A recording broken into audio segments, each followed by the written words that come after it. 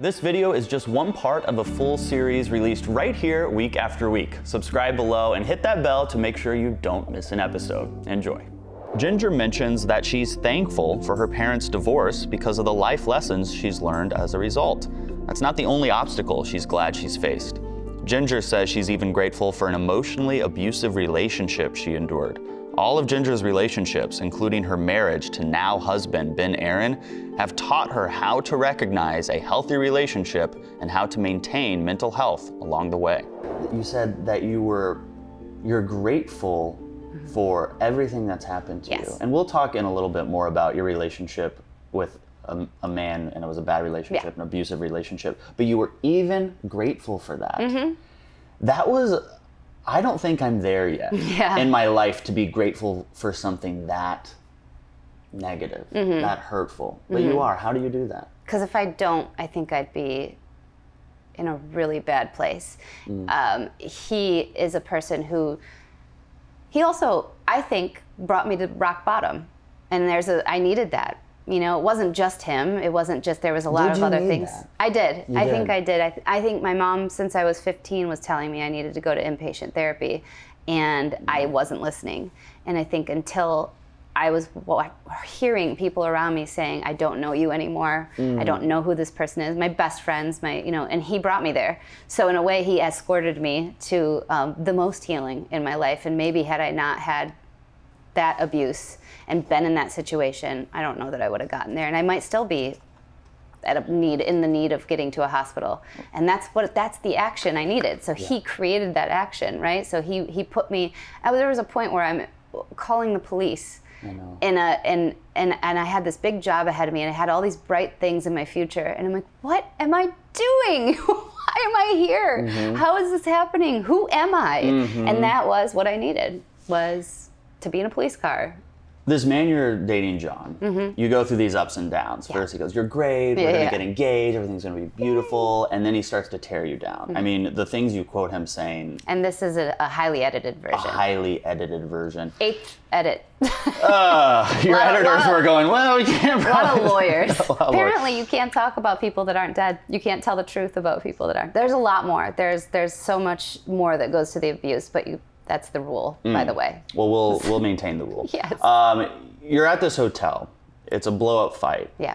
You said, I wasn't afraid he would hit me. I actually used to ask him to hit me because I felt like it would be easier than what he usually put me through, which were hours and, days of emotional torment. What made this night different is that I truly couldn't take it any longer and needed help to get away. While I waited for the police to arrive, one thought grew as clear as my name.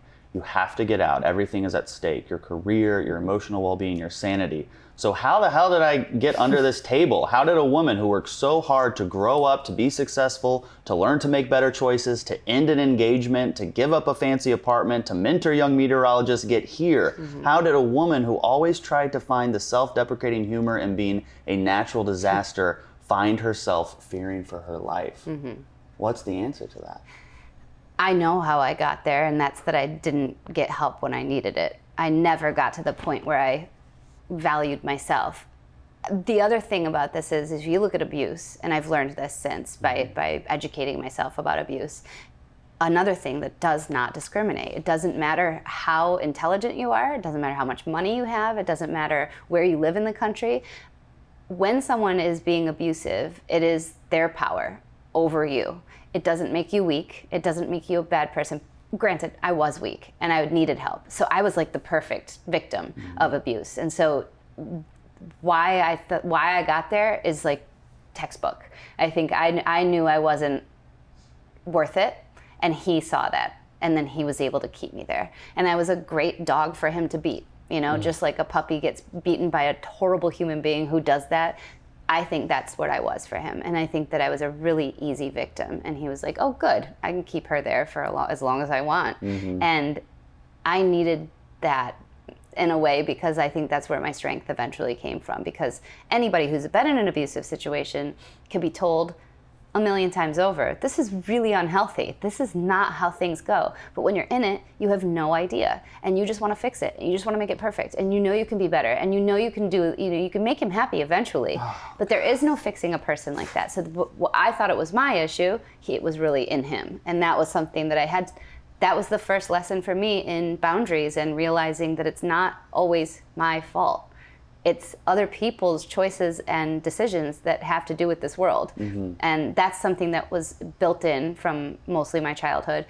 People pleasing, which is it's a common thing. A lot of people want that in their lives. And now having kids, it's really interesting to watch. The innate part of us, there's such a nature to it. My 3-year-old is me. He's worried about what everybody else, he's such an empathetic person. From birth, he's going to need more training, emotional training on how to set boundaries with people, on how to not care, because I want him to care. I love how much he cares about other people. But like if his friend Dominic in preschool is having a bad day and then it ruins Adrian's day, like we got an issue, you know, like that's where we have to build the thing. And then life just keeps coming at you. Whereas my 1-year-old, he's already flipping us off with his eyes. Like he could care less what your deal is or what you have to do. And that's coming from the same parents in the same situation. Nothing has changed. And we have 2 totally different people. And so now melding those to be one, a little bit more empathetic and a little bit more like care what other people are saying once in a while, follow a couple of rules. And then the other is to build him up that he knows that he has value and truth. So I don't think it's all environment. I don't think my parents made me this weak people pleasing. Did they emphasize it? Yes. And that's where I think that I learned in that moment something had to go, something had to change, because I had done all of those other things, and why was I going to let it end right here? Why was I going to let him keep me? And the other thing is, and I like I want to talk about the beginning. I wish he would have. I still have that feeling. I wish I would have been in a physically abusive, because I don't know what that is, and I felt like it could have been easier, because it's like you get hit and you're done, whereas you can be tortured. And I did, we do this thing every 5 years at ABC. It's like a training for if you're kidnapped and you're covering war, or if you use first aid. So they put us in this like 2-day camp, and they take us and they do these interrogations and all these things. I was really good at that because of him. And like that's when I knew how much I was not wrong, is that they treated me the same way as if they were in the Middle East, you know. Your abusive boyfriend made you good at surviving being interrogated by terrorists. Yes, that's what it was. And that's when I knew how bad. That's when it really put a cap on it, when I was like with flying colors making it through the interrogation, because I knew how to take so much from somebody and not be, you know, you can get broken down to a certain point, but he like conditioned me to do that. And then I think he liked that. It was a fun, you know, it was a good game for him to keep making me feel worse and getting me to that point and breaking me. And it, you know, maybe it takes an hour the first time, and then by the time 2 years has passed, it's a full 2 days or something. There is a thought, I think, by a lot of people who would categorize emotional abuse below less severe than physical abuse or sexual abuse.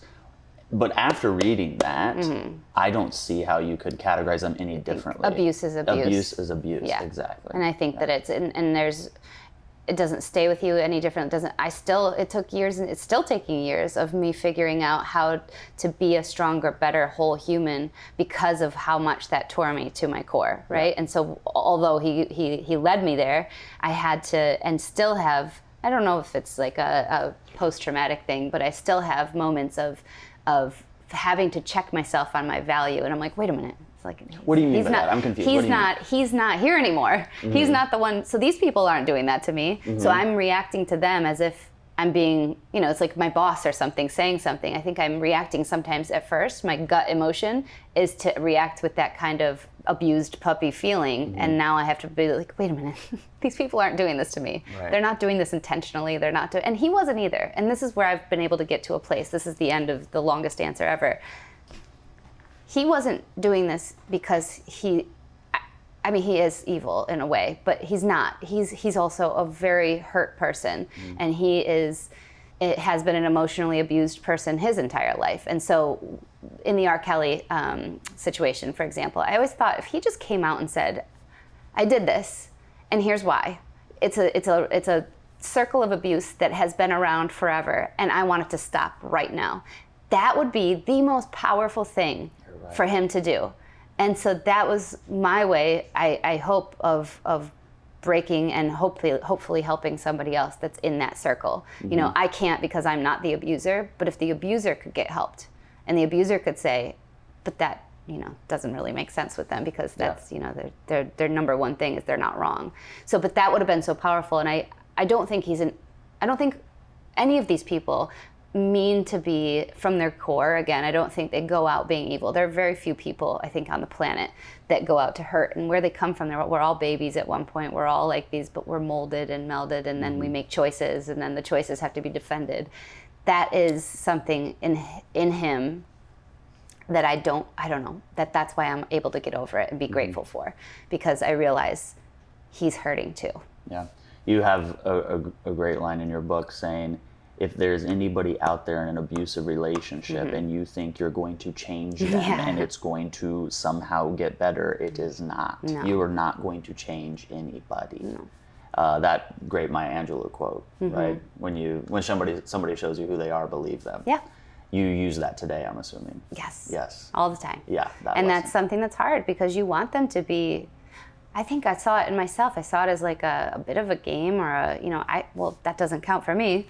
Like him, his career was everything, and I was going to prove him otherwise. I was the one that was going to change it. Yep. Come on. Yeah, he even said, look at me. I will never find a relationship more important than my career. No, and he told me. And you heard, I'm that girl. I'm a career person too. We can, Wow. Yeah. It's crazy. Let's switch real quick. Okay. Can we talk about Brad? Yes. Brad is your gay best friend / ex-boyfriend. That's right. What? Classic. It's now that I've told this story, you cannot imagine the number of women who have come to me and been like, I have Brad too. Like men that they dated. Yes, but not that are friends with their husband, not like we are. Like we have a strange triangle going on where they're like buddies. So we just saw him on Friday. He's in Chicago. He's the main anchor at CBS now. When I met him, and the story is told there, I think we were both in a different place in our lives. I had just, I was in this relationship and engaged to a man to be married. He had gone to high school with this man, and so he knew him.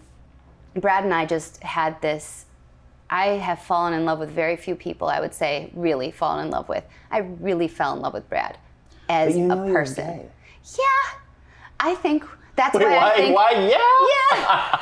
I think we both knew he was gay, but that didn't matter. We're in love with each other. I think we can fall in love. We can have in a human to human way. I get that. And that was confusing, especially given the other things that were going on in our lives. Right. And so we knew that I think we both knew it wasn't forever, but we dreamed hard together. And I was finding somebody, that's what I needed at that point, was someone who was going to build me up, support me, and push me to the next place. I did not feel So it wasn't like you're saying, oh, Brad's going to become straight, or Brad's trying to be like somebody he's not. Yeah. It's just like, man. I think we didn't really give that enough attention, the whole actual sexual part of it. Yeah, it's kind of critical. Yeah, we were just looking at who could be the best partner. I'd never met a better partner in my life before I met him. Oh, and I love that. Yeah, and I think a partnership, that's why some people are in business partnership together, and maybe that would have been a better, or a friendship partnership, that you want to be their best buddy so intensely that I think that's where it crossed over and we started making out. It's like... Wow. I really wish, I have so many questions for Brad. I know. Because I'm a gay man, I've never dated a woman. And he thought I was disgusting, like if you really get to, because he thinks, but he always talks about the Kinsey scale, and he believes that he's right on the middle, like right before the crossover. So he does think that in that time, and if you read in the book, his dad had just passed, and his dad was his hero, and his dad and his mom had, and still, I would say his mom, it's been 15 years since he passed, has the biggest love affair with their father, like in the most beautiful. That's how every marriage and every relationship should be. He had that as a model. So he had real love from his father, he had real love from his mother, and he saw them have real love even before the kids. They just had such a special relationship, and he wanted that. And he had been gay for, out for a couple of, not really that out, but out enough, and hadn't found any success, and I think that was really disheartening. Well, and this was in a small town in Michigan, right? Right. Yeah. So he hadn't really had the opportunity to go elsewhere. He hadn't seen anything else or done anything else. So he's thinking, maybe I was wrong. Maybe I should try this because, and if I'm going to do this with someone, I want it to be this person. I better be Ginger, right? That's it. Yeah. And that's where we were. And so I think then reality set in and we realized he's gay, and then I love it. I read that or that I'm straight is the way it should be, Right, that I'm not a that's gay true. man, you know. Yeah. And he always says that that's the other thing is he may be right on the Kinsey scale, but he thinks I'm right on the other end. Yeah, He thinks that I'm right about, Yeah. So that it almost made sense. And he's like, you're more masculine than half the guys I've dated, and you're so, and he likes that. What does he mean to you? Brad is, he's the checkpoint. He's like the father figure in a strange way. He's the person, I mean, he's erratic and dramatic and he has all of his things, but when it comes to like a real answer or something that I'm really dealing with and toying with, he's the person I would go to after my husband. I mean, really, that's what I say too, is Ben is the straight version of Brad. I mean, I found the guy on just the other side of the Kinsey scale because my husband's nearly gay. No. Nearly. We're this close. Yeah. And that's why it made sense. And their humor and their attention to people, the love and the communication that both of them have that I've only ever aspired to. I think that together we make like a really powerful team, and Brad will always be that to me. And what was most beautiful out of all of it is I found a man who not only accepted that, but like glorifies it. When I'm on the with phone your husband. with my husband, Ben, when I'm on the phone with Brad, he's like, "Is that Brad?" He's like, "Put it on speaker. I want to know how he's doing." It's like it's a very open, respectful relationship. But Brad and I still have our things. We're able to talk, and he's still my best friend. So there's that respect that Ben has for that relationship. But there's no trust issue. And that was important to me, is that we're both over it. We both know he's gay. But I think a lot of men on the husband side would have a very hard time with that. Yeah, they would. Because he's still an ex. Right. Oh, You were still I didn't there. even think about that part. Yeah. Right. You were That's still- still an ex-boyfriend. Yeah, but my husband do you know this original book? Like I wrote originally with that free-for-all, without any legal anything. My husband's like, do more boyfriends. You know I love the boyfriend stories. He loves hearing details about ex-boyfriends. He's really weird. Well, then I wasn't even going to bring this up. I was really into that politician you were dating. So was I in the moment. I was like, oh, this is going to be I know. this is going to happen. Loser. No, he's That guy's such a loser. Horrible human being. Yeah. What Glad did that you didn't learn work. from that? Stop being so blind and stop being so, just like, expect more, ask questions, be the person who is important. You are worth that. Absolutely. In that story, he never gave me that, but I fabricated everything else he didn't need to. I made up everything about this person in our life together and all of these things. It's not even wool. He wasn't even pulling that much wool over. He was probably thinking, I can't believe this girl hasn't figured out that I'm engaged to be married. Yeah. So you're Is she dating this stupid? politician that you met on an interview. Yes. And then you guys start going out for drinks Yeah. and casually dating. Yeah. And then you fall in love. I would say fell into lust. Yeah, into lust. Yeah. Not to love per se, but Yeah. I kept putting myself there in all of the situations that they're the biggest red flags I've ever seen. Yeah. I can't be in public with you. And you go, that's okay, we'll just go to your apartment. Yeah, that's great. Yeah. You don't want to go anywhere except for your apartment. Wouldn't even come over to my apartment. Yeah. Yep. I should have paid more attention to the doorman, being a little bit like, okay, Yeah. another one. Yeah. Here comes Bethany, I mean Ginger. Yes. Yeah. And I was not important, and I should, fine, once or twice, but come on. Months pass and I'm doing this and I think this is okay. It's not okay. And I knew it wasn't okay in my heart. I knew it wasn't okay. I should have been more aware. And that was so silly for me to just let somebody roll over it and not give myself enough value or respect. But not uncommon. No, not at all. I think every single person Because had I known he was engaged or I was actually coming, I would have not done that. Right. But I was too... naive is not the word either, because that has too much victim in it. I wasn't being smart, and I wish I would have. And that's something I learned from that point forward, was not only is you need to expect more, but you need to ask questions, and it's okay. And listen to the answer. And listen to the answer, and then he was definitely lying, so I was listening.